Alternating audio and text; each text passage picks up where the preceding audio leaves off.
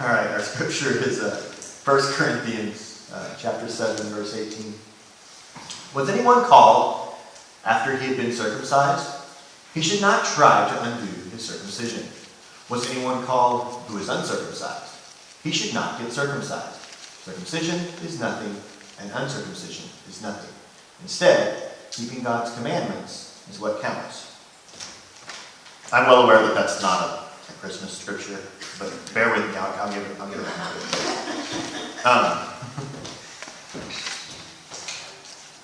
Sometimes when I preach, they give me scripture, but if they ask me to pick, I usually pick this part of the Bible because I love hearing about Peter and Paul. They were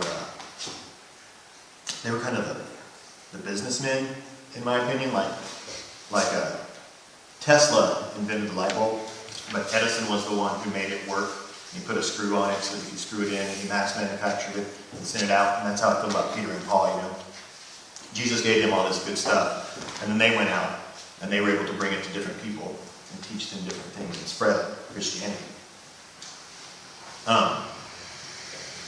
Kevin, I'm so glad you're here. I'm going to have to ask you something in a second. So, where was I? Peter and Paul. So basically what they're doing, I'm sure most of you know this, but I've been in a Bible study with 3 different grown adults now who didn't realize that Christianity came from Judaism and that Jesus was Jewish. So right now, they're still a sect of Judaism. And they're going out and they're trying to spread the word about Jesus and make converts and talk to new people about it. And they're writing back to Paul because Jewish people had to be circumcised. It's one of the first things in the Bible, early in the Old Testament. It made a lot of sense health-wise, and they couldn't bathe stuff the way we do now. So they said, no, you got to do this. So when these new people were coming who were not circumcised, they're like, so do we have to do that? And I don't know if you've ever tried. I've never tried to tell a grown man who wasn't circumcised, hey, you got to be circumcised now.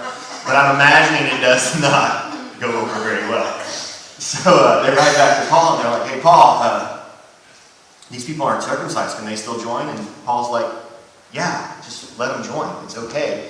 We're trying to spread good news, and these things shouldn't hinder it. This shouldn't stop it. So, does anybody know what Saturnalia is? It was a Saturnalia. It was this big party that they used to have. The Romans used to have it. There was, even before the Romans, there was all kinds of winter parties, winter festivals around this time of year every year. So the Romans, they did it right, though. The Romans would drink for an entire week. Slaves and masters would trade places. Men would dress as women. They had gladiator games every day, all night and day. It sounds like a lot of fun to me, actually. Sometimes I wish I was ancient Roman. So that's what they had. That was their winter festival. And I've seen and read a lot of things about how the Christians took that over. But what really happened was Constantine, when he decided to make Rome Christian, he tried to take it away at first. He was like, no, we can't be drinking and partying all week. I don't know if you've ever tried to tell a bunch of grown adults that you're going to take away their big winter party, but kind of like the circumcision, I don't think it went over very well. And you don't want to revolt.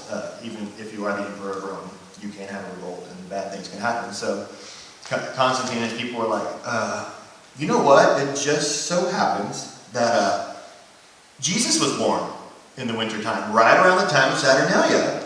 And I think that we should go ahead and keep the party going, but it's going to be Jesus' birthday now, okay? And the people of Rome were like, yeah, fine, as long as we get to have our party, we can keep doing that.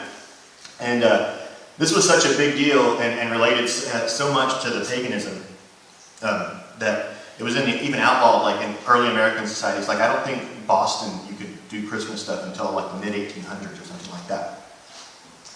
So that's another example, kind of like Paul saying uncircumcised people can come in. Constantine switching and changing.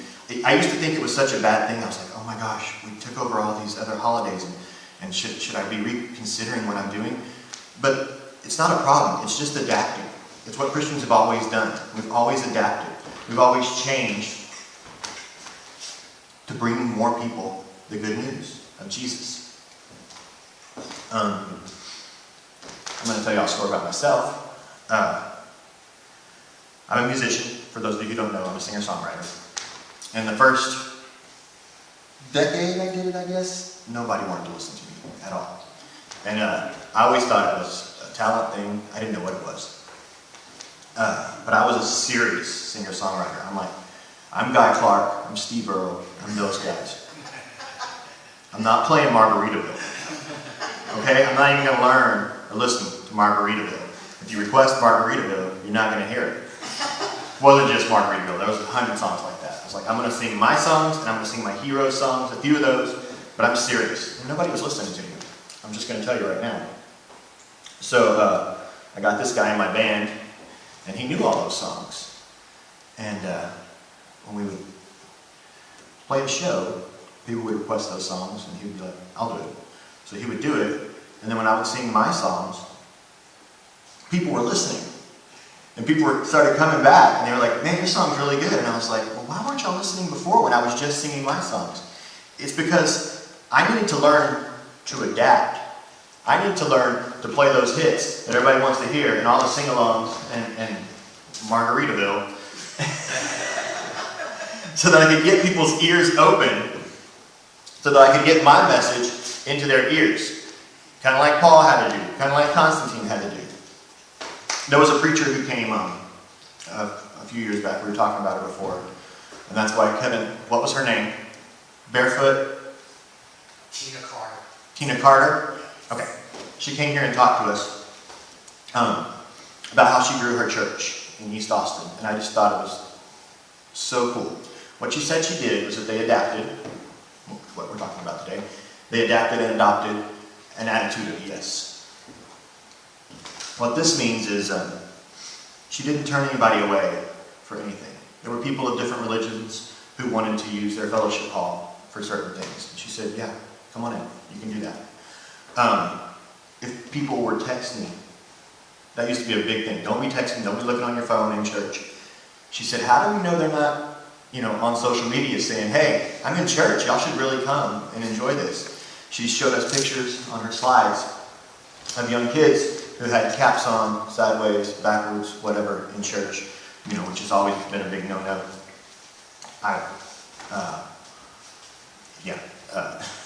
It was always a big no-no. And she was like, but why? I mean, are we really, somebody wants to come into our church, somebody wants to hear what we have to say about Jesus and peace and love and all the goodness, and we're going to kick them out because of what they're wearing, because they have a cap? That doesn't sound much like anything Jesus would have wanted us to do, you know what I mean? And I just thought that was such a beautiful way of adapting and changing the way people think it should be in order to get the message across. Where am I? Oh, I was going to talk about something we do in this church that's very good, or someone has done in this church that's very good and a way of adapting.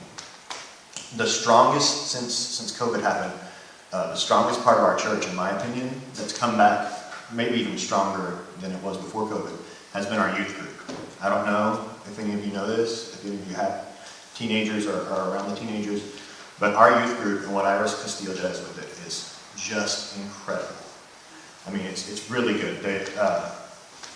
They lead gingerbread building. They led the fall festival. Those youth are wonderful.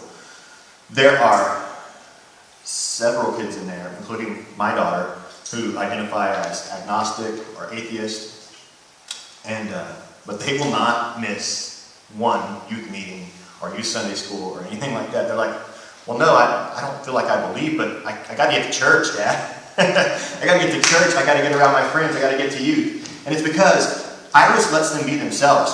My daughter, Maylin, comes home and she talks to me and she tells me what they talk about and how they argue with Iris and how they all disagree. And some of the things they talk about, it ranges from homosexuality to, once again, atheism. So I was like, not only would they have gotten mad at me when I was a kid in my youth at the churches I grew up in, I might have been kicked out of the church. I might have been kicked out of town for talking about some of the stuff that these kids are talking about in their youth group. But you know what they're doing? They're coming to church.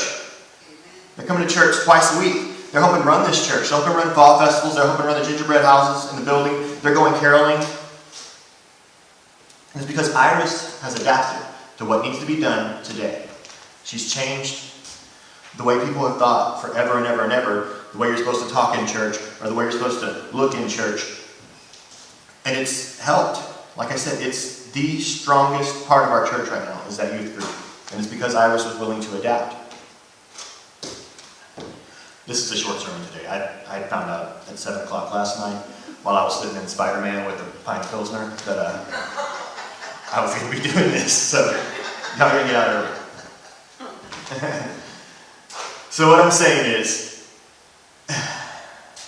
if we change, for the church to continue being the church, if we're going to continue spreading the good news, because Jesus is fun, following Jesus is fun, peace and love is fun, then we've got to be able to adapt and get people in here, you know? And we've done a great job of it at this church. We've done a great job of it. Going on Facebook, we do all of our meetings on Zoom. Things have changed. I mean, if we haven't learned to adapt in the last year and a half, 2 years, we're not going to.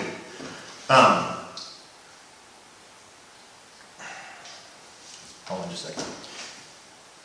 I'm not saying we change what we do, because what we do still needs to be peace and love.